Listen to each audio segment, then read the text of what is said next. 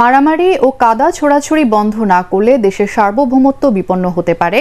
সেনা প্রধানের দেয়া সতর্ক বার্তা তিনি জেনে বুঝিয়ে দিয়েছেন। আমার মুক্তি সংগ্রাম, স্বাধীনতা সংগ্রাম, জয় বাংলা। ডাক্তার ইনুজের সমস্যা প্রথমত আবু সাইদ, এই আবু সাইদ নিয়ে পুরা রইছে, এটা হইলো একটা ফর্মালিটি। টিকবে না, ছাত্রদের এই দলটা আসলে টিকবে না। যেভাবে পদত্যাগের হিড়িক পড়েছে,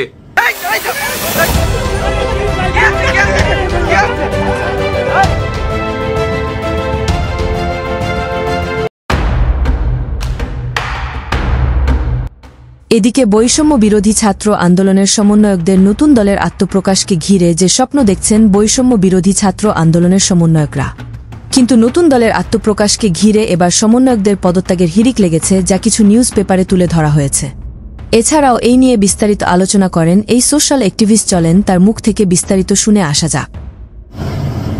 টিকবে না, ছাত্রদের এই দলটা আসলে টিকবে না।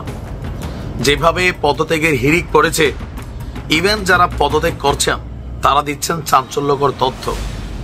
সো তারা যাতে সবাই সমন্বয়ক এবং কি বৈষম্য বিরোধী নেতা, আমরা তাদেরকে অবশ্যই বিশ্বাস করি। জাতীয় নাগরিক পার্টির আমরা দেখলাম যে তারা সামনে এসেছে। অপরদিকে ঠিক একদিন আগে গণতান্ত্রিক ছাত্র শক্তি নামক যে এই জাতীয় নাগরিক পার্টিরই ছাত্র টিম যেটা আত্মপ্রকাশ করেছে, সেই টিম থেকে একের পর এক কেন্দ্রীয় নেতারা পদত্যাগ করছেন, আর পাশাপাশি দিচ্ছেন চাঞ্চল্যকর তথ্য। ঢাকা বিশ্ববিদ্যালয় মধুর ক্যান্টিন সংবাদ সম্মেলনে তিনি জানিয়েছেন যে তিনি আসলে আজকে পদত্যাগ করেছেন। এখন কেন? আচ্ছা, আমরা আরো দুজনের দেখি কারা কারা পদত্যাগ করলেন। গণতান্ত্রিক ছাত্র সংসদ থেকে পদত্যাগের ঘোষণা দিয়েছেন পদপ্রাপ্ত রাজশাহী বিশ্ববিদ্যালয়ের 2 সমন্বয়ক। তারা তাদের ফেসবুক স্ট্যাটাসে লিখছে যে কমিটিতে ঢাকা এবং ঢাকা বিশ্ববিদ্যালয় কেন্দ্রিক যে আধিপত্য, সেইটার প্রতিবাদে তারা পদত্যাগ করেছেন। আরেকজন মেয়ে জেমিন সম্ভবত সেও পদত্যাগ করেছেন। নতুন দলকে যেখানে স্বাগতম জানানোর কথা ছাত্রদের মধ্যে, কিন্তু তা না হয়ে ক্ষোভ ঝাড়লেন এই বেসরকারি বিদ্যালয়ে কিছু শিক্ষার্থীরা। ভাই এই 17 তারিখ তো এই বাইরেই চলে গেছিল ভাই, অলসাইরা ভাই। আমরা কি 18 তারিখে এগুলো নামি নাই ভাই? তাহলে আজকে আমরা এই বড় ভাইগুলো কেন মার গেলাম ভাই? অর্থাৎ দেখা যাচ্ছে আমরা যারা সাভার আশুলিয়াতে আন্দোলন করেছি, তারা ঢাকার সাথে কোনোভাবে নাহিদ ভাই বা আসিফ ভাই বা আরিফ সোহেল হাসনাত ভাইয়ের সাথে কানেক্ট হইতে পারি নাই। কিন্তু তাদের ওই যে যারা ছাত্র শক্তি বা ছাত্র অধিকারের সাথে আগে লেজুড়ে ভিত্তিক ছিল, তারাই ওই দলে এসেছে, কিন্তু আন্দোলনে তারা ছিল না। আবার একইভাবে যখন নতুন ছাত্র সংগঠন আসছে, সেই ছাত্র সংগঠনের জায়গায় এসেও প্রাইভেট বিশ্ববিদ্যালয়ের শিক্ষার্থীদের সাথে ওইভাবে কোনো আলোচনা মাধ্যম ছাড়া এসে আজকে দল ঘোষণা করা হচ্ছে। না মহানগরের সাথে ডিসকাশন করা হয়েছে, না প্রাইভেটের সাথে ডিসকাশন করা হয়েছে। আমাদেরকে বলা হয়েছে, আমরা কিন্তু আমাদের বিভিন্ন পোস্ট আপনারা দেখেন, পোস্টে কিন্তু আপনারা দেখেছেন আমরা সদস্য সচিব হিসেবে রিফাত রশিদ ভাইকে চেয়েছি, সবাই দেখেছে। আমরা মুখ্য সংগঠক হিসেবে আমাদের প্রাইভেটের একজনকে চেয়েছি, যে কোনো একজনকে, 2 জনের নাম দিয়ে, তাই তো? তাদের কাউকেই রাখা হয়নি। এছাড়াও বৈষম্য বিরোধী ছাত্র আন্দোলনের সমন্বয়ক এবং সাবেক উপদেষ্টা নাহিদ ইসলামকে নিয়ে এই সাংবাদিক মাসুদ কামাল বলেন, উনি দেখলাম যে হিসাব দিয়েছেন, ওনার কি পরিমাণ সম্পদ আছে কি নাই, এই হিসাবটা দিয়েছেন। তো এটা আমার কাছে পছন্দ হয়েছে। আমি এই হিসাবটাকে লাইক করেছি যে ওনার হিসাব দেওয়ার একটা সৎসাহস আছে, তাই না? কিন্তু আমি তো দাবি করব যে উনি যেন আরো কিছু দেন, আরো কিছু কি দেন।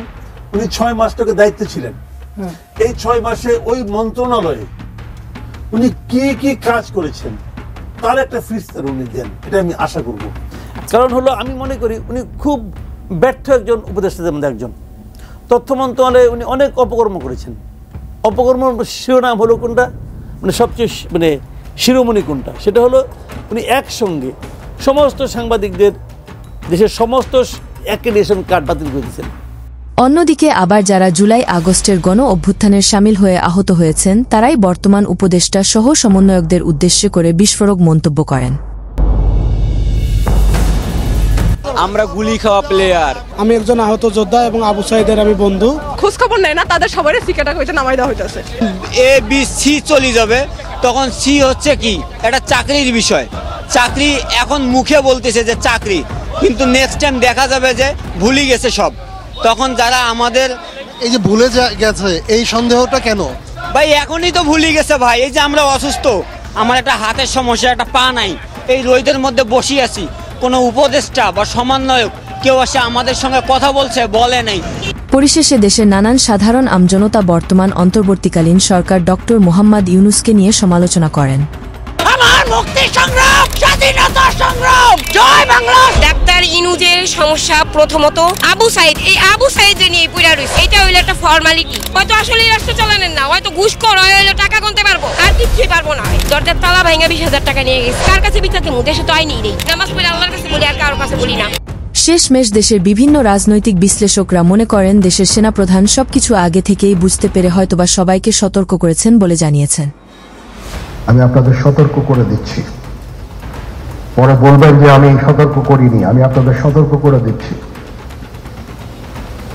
আপনারা যদি নিজেদের মধ্যে ভেদাভেদ ভুলে একসাথে কাজ না করতে পারেন, নিজেরা যদি কাদা ছোড়াছুড়ি করেন, মারামারি কাটাকাটি করেন, এই দেশ এবং জাতির স্বাধীনতা সার্বভৌমত্ব বিপন্ন হবে। করেন ভাই, ডাকসু করেন।